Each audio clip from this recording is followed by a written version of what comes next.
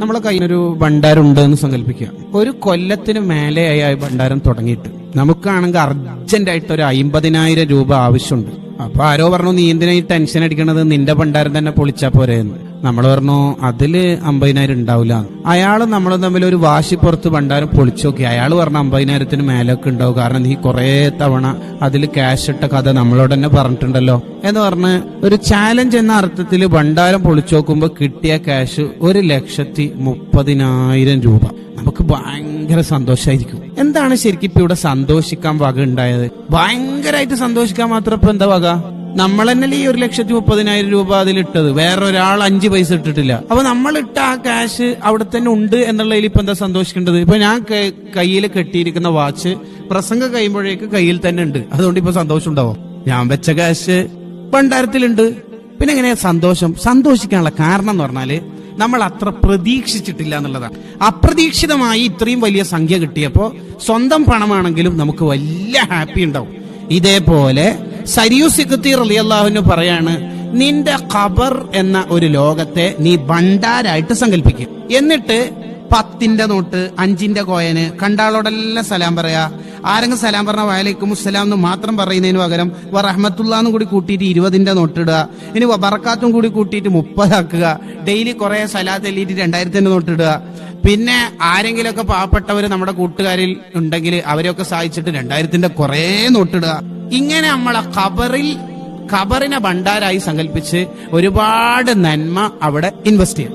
എന്നിട്ട് അവസാനം ഖബർ എന്ന ഭണ്ഡാരം പൊളിക്കുന്ന ദിവസം, നമ്മൾ മരിക്കുന്ന ദിവസം കാണുമ്പോ തന്നെ ഭയങ്കര സന്തോഷം ഉണ്ടാകും. അപ്പോഴാണ് ഒരു വെളുവെളുത്ത മനുഷ്യൻ ഖബറിന്റെ ഉള്ളിൽ നിന്ന് പുറത്തേക്ക് വരും. അപ്പൊ മയ്യത്ത് ചോദിക്കും, എത്ര നിങ്ങളാരാ?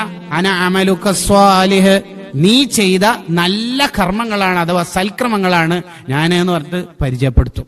ഇങ്ങനെ നമുക്ക് ഖബറിനെ ഭണ്ഡാരായിട്ട് സങ്കല്പിച്ചിട്ട് ഖബർ പ്രകാശിപ്പിക്കാൻ പറ്റിയ 3 കർമ്മങ്ങളെ കുറിച്ചാണ് ഇന്നത്തെ എപ്പിസോഡിൽ പറയുന്നത്. എല്ലാവരും ജീവിതത്തിൽ ഇത് നിർബന്ധ ബുദ്ധിയ ശീലമാക്കണം.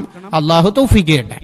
1, എല്ലാ ദിവസവും മഗ്രിബിന് ശേഷം, മഗ്രിബിന്റെ ഇശാഇന്റെ ശേഷം ആവലാണ് നല്ലത്, ഉറങ്ങണതിന് മുമ്പ് ആയാലും മതി, സൂറത്തുൽ മുൽക്ക് പാരായണം ചെയ്യുക. അഥവാ നമുക്കൊക്കെ അറിയുന്ന പോലെ തബാറക സൂറത്ത് പാരായണം ചെയ്താല് ഖബർ പ്രകാശിക്കും. ഖബറിനെ നമുക്ക് സന്തോഷമുള്ള വീടായിട്ട് നമുക്ക് മാറ്റാൻ കഴിയും. സൂറത്തുൽ മുൽക്ക് നിത്യമായി പാരായണം ചെയ്യണം. ഇനി എന്തെങ്കിലും ക്ഷീണം കൊണ്ടോ മറ്റോ ഉറങ്ങിപ്പോയാല് രാവിലെ ഓതിയാൽ മതി. അതിന്റെ അർത്ഥം എപ്പോഴും ക്ഷീണം കൊണ്ട് അർണം കൊണ്ട് ഉറങ്ങണ്ട, നമ്മള് രാത്രി തന്നെ ഓതണം. മുത്തുനബി സല്ലല്ലാഹു അലൈഹി വസല്ലമ തങ്ങള് തബാറക സൂറത്ത് ഓതാതെ ഉറങ്ങാറില്ലായിരുന്നു എന്ന ഹദീസിലുണ്ട്.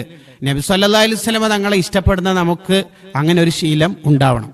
രണ്ടാമത്തെ എന്താന്ന് വെച്ചാല് ഖബർ പ്രകാശിക്കാൻ, ഖബറിൽ സുഹൃതങ്ങളെ കൊണ്ട് നമുക്ക് സുഖിക്കാനുള്ള ഒരു നന്മ സൂറത്തു യാസീൻ ഡെയിലി ഓതുക എന്നുള്ളതാണ്. യാസീൻ സൂറത്ത് ആരെങ്കിലും മരിച്ചാൽ അവിടെ പോയിട്ട് ഓതുന്നതിന് പുറമെ, നമ്മൾ മരിച്ച ആരെങ്കിലും യാസീൻ നമുക്ക് ഓതുന്നതിന്റെ പുറമെ നമ്മൾ മരിക്കുന്നതിന് മുമ്പ് ജീവിക്കുമ്പോ കുറെ യാസീൻ ഓതണം. അത് ഏറ്റവും പ്രധാനമാണ്. നിങ്ങൾക്കറിയോ, ഒരു മയ്യത്തിനെ ഖബറടക്കിയിട്ട് എല്ലാരും പിരിഞ്ഞു പോയപ്പോ ഒരു മഹാൻ അവിടെ തന്നെ നിന്നു. ആ മഹാൻ ഇങ്ങനെ നിൽക്കുന്ന സമയത്തുണ്ട് ഈ ഖബറിന്റെ ഉള്ളിൽ നിന്ന് ഒരു കറുത്ത നായ പോലത്തെ ഒരു ജീവി പുറത്തേക്ക് ഓടുന്നത്. ആ നായ പിടിച്ചിട്ട് ചോദിച്ച്, ഈ എന്താടോ, ഇതാരാണ് സംഭവം? ഞാൻ ഇയാള് ചെയ്ത തെറ്റുകുറ്റങ്ങളെ എന്നെ ഈ നായന്റെ രൂപത്തിൽ രൂപാന്തരപ്പെടുത്തിയതാണ്. നീ എന്തിനാണ് ഇവിടെ വന്നത്? ഇയാളെ ശല്യപ്പെടുത്താന്, ഇയാളെ ബുദ്ധിമുട്ടിക്കാൻ. പിന്നെന്താ നീ ഖബറിന്റെ ഉള്ളിൽ നിന്ന് പുറത്തേക്ക് ഓടുന്നത്? സത്യത്തിൽ ഇയാളെ ബുദ്ധിമുട്ടിക്കാനാണ് ഞാൻ വന്നതെങ്കിൽ പോലും ഇയാള് ഡെയിലി രാത്രി യാസീൻ ഓതുന്നയാളാ. ആ യാസീൻ ഓതുന്ന ആൾ എന്ന നിലയിൽ ഇയാൾക്ക് ഒരു സുന്ദരനായ രൂപം യാസീന്റെ രൂപത്തിലേക്ക് വന്നിട്ട് എന്നെ ഓടിച്ചു. അയാൾക്ക് ഇപ്പൊ സുഖാണ്. സൂറത്തു യാസീന്റെ ബർക്കത്തുണ്ട് നിങ്ങൾക്ക്. സൂറത്തു യാസീന് ആരെങ്കിലും മരിച്ചാൽ മാത്രം ഓതേണ്ട സൂറത്താന്ന് നമ്മൾ വിചാരിച്ചു പോകരുത്. അത് ഓതണം, അത് സുന്നത്താണ്, അത് വലിയ കൂലിയുള്ള കാര്യമാണ്. എന്നാലും നമ്മുടെ ജീവിതത്തിൽ എപ്പോഴും യാസീൻ ഓതണം. ഒരു യാസീൻ ഓതിയാല് 10 ഖത്മ് തീർത്ത കൂലിയാണ്.